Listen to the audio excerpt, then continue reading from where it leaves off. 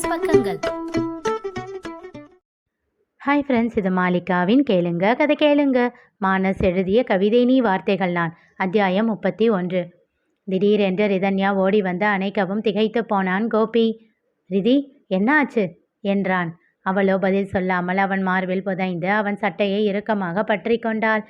சில நிமிடங்கள் கழிந்து நிமிர்ந்து அவன் முகத்தை பார்த்தாள். என்னம்மா என்றான் வாஞ்சையாக. எங்க அம்மா மேலே உங்களுக்கு கோபமே இல்லையா?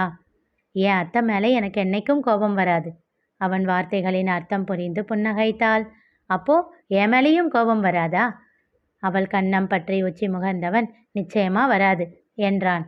தலை சாய்த்து குறும்பாக அவனை பார்த்தவள், இதெல்லாம் நடக்கிற காரியமா என்றாள். ஏன் நடக்காதா என்றான் அவனும் தன் தலை சாய்த்து. என்னைக்காச்சும் உங்கள் பேச்சை கேட்கலன்னா என்ன பண்ணுவீங்க? உன்கிட்ட பேசி சமாதானம் பண்ணி கேட்க வைப்பேன். அப்போவும் நான் கேட்கலன்னா உன் பேச்சை நான் கேட்பேன்.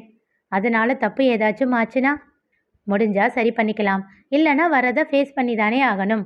ஆனால் அப்போ நீ புரிஞ்சுக்கிட்டு இருப்ப, அடுத்த தடவை அதே தப்பாக பண்ண மாட்டேன். பேசுகிறதுக்கு இது நல்லா இருக்குமாம்மா, ஆனால் ப்ராக்டிக்கலாக இது சரியாக வராது. அப்போது என்ன பண்ணலாம்? சிறு புன்னகையோடு புருவம் தூக்கி அவன் கேட்டான். நான் பிடிவாதமாக உங்கள் பேச்சை கேட்காம இருந்தா பட்டுன்னு கன்னத்தில் ஒன்று வைக்கலாம், தப்பில்லை. அவள் கூறியதில் உதட்டில் உறைந்திருந்த புன்னகை மறைந்து சட்டென்று அவளை இழுத்து அணைத்து கொண்டான் கோபி.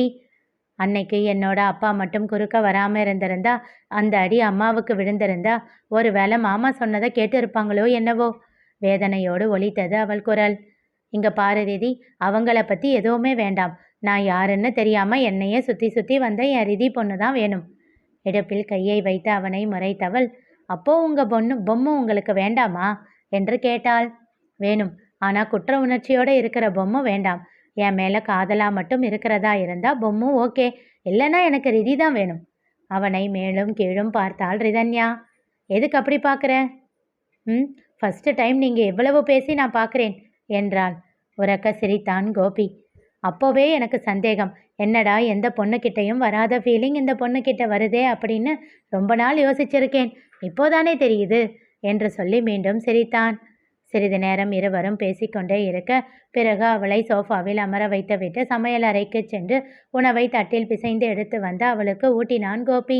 சந்தோஷமாக சாப்பிட்டு கொண்டிருந்தாள் ரிதன்யா. மாமா, இந்த சினிமாவில் எல்லாம் காட்டுவாங்களே, அந்த மாதிரி நான் அம்மா வயிற்றில் இருக்கும்போது நீங்களும் என்கிட்ட பேசியிருக்கீங்களா? பேசி இருக்கீங்களாவா? எவ்வளோ பேசியிருக்கேன் தெரியுமா? நிஜமாவா மாமா? என்ன பேசுவீங்க? அவன் சொல்லி கொண்டிருக்க இருவரையும் பார்த்து கொண்டே ரிதன்யாவின் அருகில் வந்து அமர்ந்தான் அஸ்வின். வாகாக அவன் தோளில் சாய்ந்து கொண்டாள் ரிதன்யா. அவர்களின் எதிர்ப்புறத்தில் இருந்த ஒரு நாற்காலியில் அமர்ந்திருந்தார் முருகேசன். அவர்கள் இருவரின் சந்தோஷத்தையும் பார்த்து தானும் சந்தோஷம் அடைந்து கொண்டிருந்தார். அப்போது அஸ்வினின் முகம் பார்க்க அவன் ஏதோ யோசனையில் இருப்பதாக தோன்றியது. அச்சு, என்ன ஆச்சு என்றார். இல்லை மாமா, தங்கராஜ் எதுக்காக ரிதியையும் உங்களையும் பிரித்து வைக்கணும் என்றான். டேய், அந்த ஆளு ஒரு பராம பிடிச்சவன்டா என்றான் கோபி. மூவரும் திகைத்து அவனை பார்த்தனர். என்ன அப்படி பார்க்குறீங்க? இல்லை, தங்கராஜை பற்றி உங்களுக்கு தெரியுமா? தெரியுமாவா? அதெல்லாம் நல்லாவே தெரியும். அவனை பற்றி யாருக்கும் தெரியாத விஷயமெல்லாம் கூட எனக்கு தெரியும். என்ன மாமா என்றான் அஸ்வின் பதட்டமாக. நீ டென்ஷன் ஆகிற அளவுக்கெல்லாம் ஒன்றும் இல்லைடா. அத்தையா அவனும் தான் ஒன் சைடாக லவ் பண்ணான். ஆனால் அத்தை கிட்ட சொல்ல பயந்துக்கிட்டு என்ன தூது போக சொல்லுவான். நான் ஏதாச்சும் சொல்லி அவனுக்கு நல்லா நோஸ் கட் பண்ணி விட்டுடுவேன். தனா மாமா ரொம்ப விவரம், டைரெக்டாக டீல் பண்ணியே இல்லை என் அத்தையை கவுத்துட்டாரு. ஆனாலும் முதல்ல லவ்வை சொன்னப்போ அத்தைக்கிட்ட இருந்து கன்னத்தில் நல்லா ஒரு அறை வாங்கினார் என்று சொல்லி சிரித்தான் கோபி. ஓ, இதெல்லாம் நடந்திருக்கா என்றாள் ரிதன்யா சிறு புன்னகையோடு. அத்தை தனா மாமாவை தான் லவ் பண்ணுறாங்க அப்படின்னு தெரிஞ்சதும் அவன் முகம் போன போக்க பார்க்கணுமே என்று விட்டு சிரித்தான் கோபி.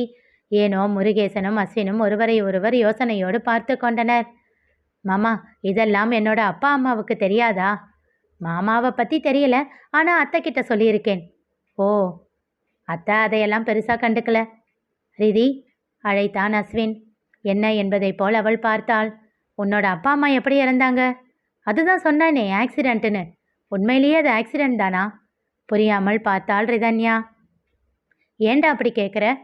இல்லை, தங்கராஜ் எதுவும் என்று அவன் சொல்ல தொடங்கும் போதே அவன் அந்த அளவுக்கெல்லாம் வர்த்து கிடையாது என்றான் கோபி. அப்படி இல்லாதவன் தான் இத்தனை வருஷமாக நம்மளை இவகிட்ட இருந்து பிரித்து வச்சிருந்தானா என்றார் முருகேசன் கோபமாக. கோபி பதில் சொல்லவில்லை. அவரை திரும்பியும் பார்க்கவில்லை. அதில் முகம் சுணங்கி போனவர் அமைதியாகி விட்டார். அவர் முகத்தை கவனித்த அஸ்வின், மாமா போதும் என்றான் கோபியிடம். அவன் அப்போதும் எதுவும் பேசாமல் இருக்க, மாமா ப்ளீஸ் மாமா, அதுதான் அவர் ரிதியை சமாதானம் பண்ணி நம்ம கூட சேர்த்து வச்சிட்டாருல்ல, இன்னும் என்ன மாமா? சட்டென்று அஸ்வினை கூரான பார்வை ஒன்று பார்த்தான் கோபி. இப்போ சரி பண்ணிட்டா இவ கஷ்டப்பட்டதெல்லாம் இல்லைன்னு ஆகிடுமா? எல்லாரும் இருந்தும் யாருமே இல்லாம இருந்தாலே அந்த நாளெல்லாம் திரும்ப கிடைக்குமா? அதையெல்லாம் சரி பண்ணத்தான் முடியுமா? அப்படி என்ன கோபம்? ஒரு சின்ன குழந்தைய வீட்டை விட்டு துரத்துற அளவுக்கு? ஆமாம்ப்பா, கோபந்தான். கோபத்துல தான் அப்படி பண்ணேன். மேகலா மேல அவ்வளவு கோபத்துல இருந்தேன். பத்தாததுக்கு அந்த தங்கராஜ் பேசினதும் சேர்ந்து எனக்கு கோபம் சுருன்னு ஏறிடுச்சு. தப்புதான், நான் பண்ணதை சரின்னு சொல்லவே இல்லையே. ஆனா நானும் மனுஷன் தானேப்பா என்றவர், மேகலையும் மாப்பிள்ளையும் எப்போ இருந்தாங்கன்னு அவகிட்ட கேளு என்றார். கோபி புரியாமல் ரிதன்யாவை பார்க்க அவள் தேதியையும் வருடத்தையும் கூறினாள். திகைத்தான் கோபி. கேட்ட இல்ல, உன் அம்மா இறந்து 2 நாள்ல அவங்களும் இறந்து போயிருக்காங்க. உங்க அம்மாவோட காரியம் முடிஞ்சு வீட்டுக்கு வந்த மறுநாளே இவ வந்து நின்னா. சொல்லு, என் மனசுல இவ்வளவு வருத்தம் வேதனை எல்லாம் இருந்திருக்கும். ஆமா, நினைச்சேன்தா, உங்க அம்மாவுக்கு பண்ண பாவம் தான் அவங்க 2 பேரையும் இப்படி ஆக்கிடுச்சுன்னு. பத்தாததுக்கு அவன் சொத்தை பற்றி சொன்னதும் அந்த கோபத்தை என்னால் கட்டுப்படுத்த முடியல. யாரோட சொத்தை யார் யாருக்கு கொடுக்கறது? உன்ன மாதிரியும் உன் அம்மா மாதிரியும் நான் ஒன்றும் தியாகி இல்லை சாமி, நானும் சாதாரண மனுஷன்தான் என்று விட்டு எழுந்து கொண்டார். கோபியும் ரிதன்யாவும் திகைத்து போய் அமர்ந்திருந்தனர். எதுவும் பேசாமல் உள்ளே சென்றவர் தன் பையோடு கிளம்பி வந்தார். வேகமாக அவரிடம் சென்று அஸ்வின், மாமா நில்லுங்க, என்ன இது, எதுக்கு இப்போ கிளம்புறீங்க என்றான். இல்லடா, இங்கே வந்து 1 வாரத்துக்கு மேலே ஆச்சு. அத்தையை மட்டும் அனுப்பி வச்சுட்டேன். அவள் அங்கே தனியாக கஷ்டப்பட்டுக்கிட்டு இருப்பா. நான் இங்கே இருந்த வேலை தான் முடிஞ்சிருச்சே. அப்புறம் என்ன, யாரையும் இனி வருத்தப்பட வைக்க விருப்பம் இல்லை. கோபத்தில் தப்பு பண்ணிட்டேன். அதை சரி பண்ணணும்னு நானும் இத்தனை வருஷமாக முயற்சி பண்ணிக்கிட்டு தான் இருந்தேன். இன்னைக்கு அதை சரி பண்ணிட்டேன். போதும், நான் கிளம்புறேன் ஆச்சு என்று விட்டு அவனை தாண்டி அவர் செல்ல அவர் கையை கெட்டியாக பிடித்து கொண்டான் அஸ்வின். மாமா, நீங்கள் பண்ணுறது கொஞ்சம் கூட நல்லா இல்லை, கோபியிடம் கோபமாக கூறினான். அவனோ அமைதியாக இருந்தான். மூவரையும் மாறி மாறி பார்த்த ரிதன்யா மெல்ல கோபியின் நாடியை பற்றி தன்னை பார்க்க செய்தாள்.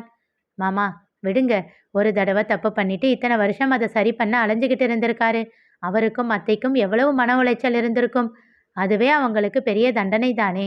இந்த கோபம் எல்லாம் வேண்டாம் மாமா. நம்ம மேலே பாசத்தோடு இருக்கிறவங்க கிட்ட கோபப்பட்டு அவங்கள தூக்கி போட்டதுனால என் அம்மா இழந்ததெல்லாம் போதும். நாம யாரையும் வேண்டாம்னு சொல்ல வேண்டாம் மாமா, எப்பவும் என்றாள் மென்மையாக. சில நிமிடங்கள் அமைதிக்கு பின் திரும்பி அவர் முகத்தை பார்த்தான். அவர் அவனைத்தான் பார்த்து கொண்டு நின்றிருந்தார். உள்ள போங்க சித்தப்பா என்றான். அவர் அப்போதும் அசையாமல் அப்படியே நிற்க, சித்தப்பா சாரி என்றான். அதற்குள் வேகமாக அவரிடம் இருந்து பையை வாங்கி கொண்ட அஸ்வின் அவரை இழுத்து மீண்டும் நாற்காலியில் அமர வைத்தான். அதுக்குள்ள கிளம்பி போனா என்ன அர்த்தம்? வீட்டுக்கு பெரிய மனுஷரா, அடுத்து அவங்க கல்யாணத்தை எப்படி நடத்துறதுன்னு யோசிக்க வேண்டாமா? அதை பத்தி எல்லாம் பேச வேண்டாமா? நீங்க பாட்டிக்கும் பொறுப்பே இல்லாம போனா எப்படி என்றான். புன்னகையோடு அவனை நோக்கினார் முருகேசன். கல்யாணம் தானே, அதுக்கு என்ன, சந்தோஷமா பெருசா பண்ண போறேன். என் அண்ணன் பையனுக்கும் தங்கச்சி பொண்ணுக்கும் கல்யாணம், சும்மா விட்டுடுவேனா? ஊரே அதிர்ற மாதிரி பண்ணிட மாட்டேன் என்று உற்சாகத்தோடு கேட்டார். ஊர்ல வேண்டாம் என்று கோபியும் ரிதன்யாவும் ஒரே குரலில் கூற அஸ்வினும் முருகேசனும் திகைத்து போய் அவர்களை பார்த்தனர். அவர்கள் ஏன் அவ்வாறு கூறினார்கள் தெரிந்து கொள்ள தொடர்ந்து கேளுங்க, கதை கேளுங்க. மீண்டும் சந்திப்போம்.